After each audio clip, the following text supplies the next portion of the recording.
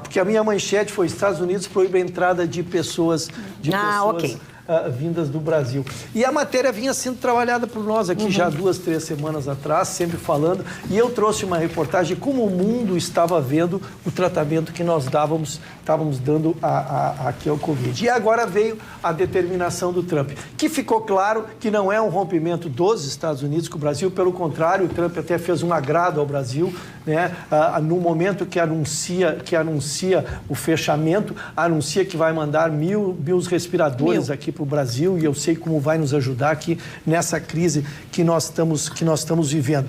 Mas a matéria, dona Magda, ela foi abordada na sexta-feira e o Vitorino me corrigiu, porque eu disse que o Brasil estava sendo muito mal visto. A política que o Brasil estava fazendo em relação ao coronavírus estava sendo muito mal vista e tinha colocado o Brasil entre os três piores presidentes, ou 3 piores governos em relação à pandemia. O Vitorino me corrigiu, dizendo que isso era coisa de um jornalista, que era esquerdista de um determinado jornal, que eu nem sei qual é.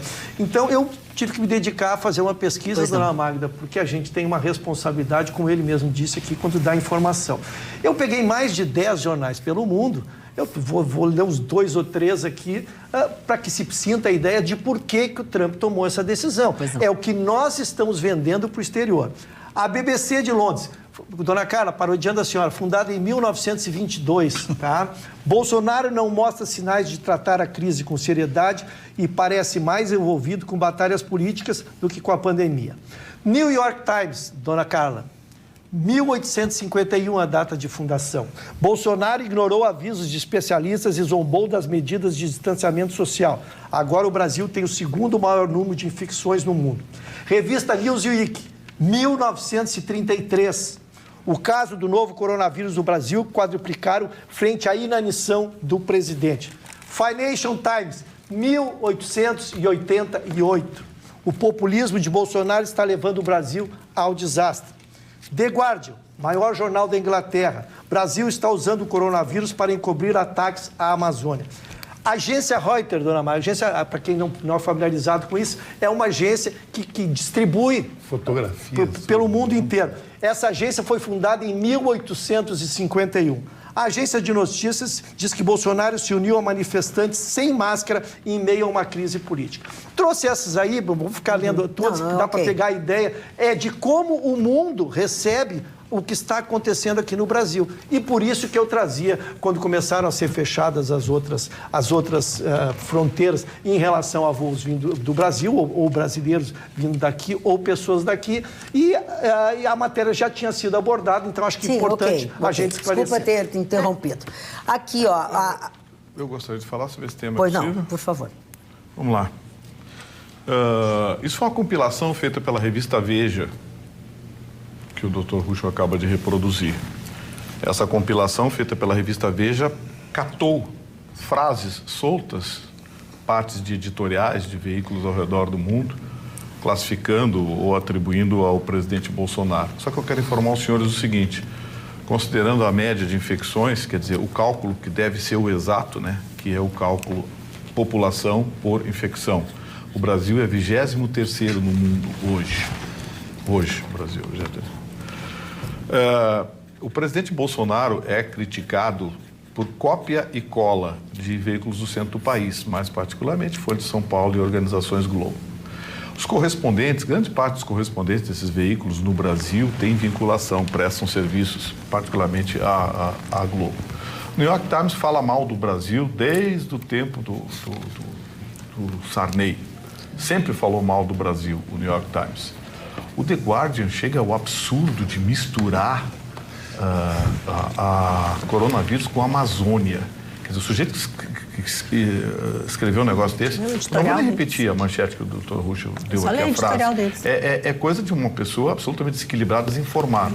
Então, os caras escrevem a 15 mil quilômetros daqui essas bobagens, e aí, pescadas isoladamente, elas viram uma campanha contra o presidente Bolsonaro. Então, vamos deixar bem claro, os Estados Unidos interrompeu 70% dos voos para toda a América Latina. No Brasil, estão interrompidos todos aqueles que têm o visto B2, que é visto de turista. Os vistos profissionais, bem como vistos de moradores, estão mantidos. E o problema, a chancelaria americana já disse, o problema é São Paulo, de onde saem 90% dos voos para os Estados Unidos. São Paulo está fora de controle, o governador Dória está fazendo política, literalmente política, e se divertindo com os cadáveres, e isso está criando um constrangimento internacional para o Brasil. Fossem os voos brasileiros de outras capitais, certamente a decisão seria outra. E o presidente Trump deixou isso bem claro. O problema não é o Brasil, é a América Latina. Mas construção da retórica fica a critério e a julgamento dos senhores telespectadores. Não, todos os sites estamparam dentro da própria capa essas matérias que o Ruschel trouxe, Gustavo Vitorino. Não foi só republicado na revista Veja. Não vou justificar. Não vou justificar a fonte de Veja e a revista Veja. Aí nós vamos baixar muito. Eu acho que vamos ficar num nível que está ótimo. Eu acho que está Eu só quis dizer, Vitorino, eu quis te contraditar, porque sexta-feira tu me disse que era um jornalista que era esquerdista e tinha trazido essa informação. Então, eu peguei que não é um jornalista. Do Le Monde. Eu te dei 10. Nós falávamos do Jean-Luc Boutet, do Le Monde, que escreveu aquela... Nós tratamos dessa matéria, especificamente um artigo que saiu no Le Monde de um jornalista que é identificado com a esquerda. Ele mesmo se diz socialista.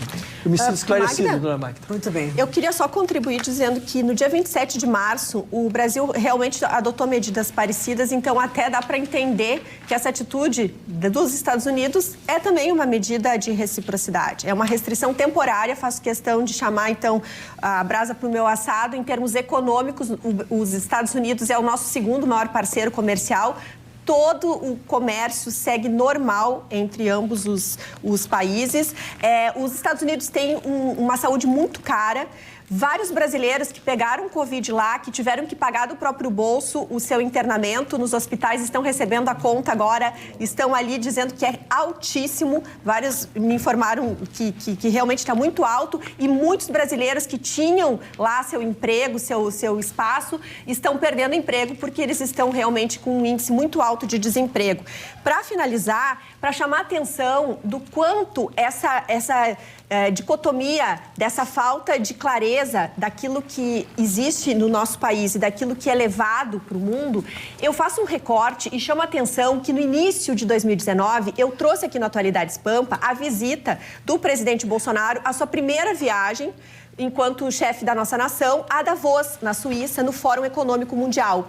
Pois lá, ele teve que sentar ao lado do ministro Paulo Guedes para informar aos vários países interessados em escutá-lo de que não houve golpe, que ele era um presidente que foi escolhido por 57 milhões de brasileiros por um voto democrático, porque estavam dizendo a grande imprensa que fomenta, assim, a esquerda internacional e que nós sabemos bem, né? Basta a gente olhar e acompanhar os editoriais das comunicações internacionais. Então, até isso. Então, eu estou pegando só um recorte que não tem nada a ver com Covid, para lembrar que isso já existe há muito tempo. Há muito tempo. Sobre essa medida tomada por Donald Trump, eu não vou entrar no mérito das matérias, eu não quero falar sobre isso. Mas é que uma medida como essa soa estranho depois de 2 gestões de Barack Obama, que era o presidente do mundo, né, que pregava essa ideia de globalização, de que o mundo não precisa de muros, mas sim de mais pontes e bababá. O que o Trump faz é cumprir a sua promessa de campanha, Make America Great Again. Eu vou cuidar do meu pátio, tu cuida do teu. Aqui eu não quero que entre, não vai entrar e pronto. Faça isso na sua casa. Se não quiser fazer, faça na sua casa.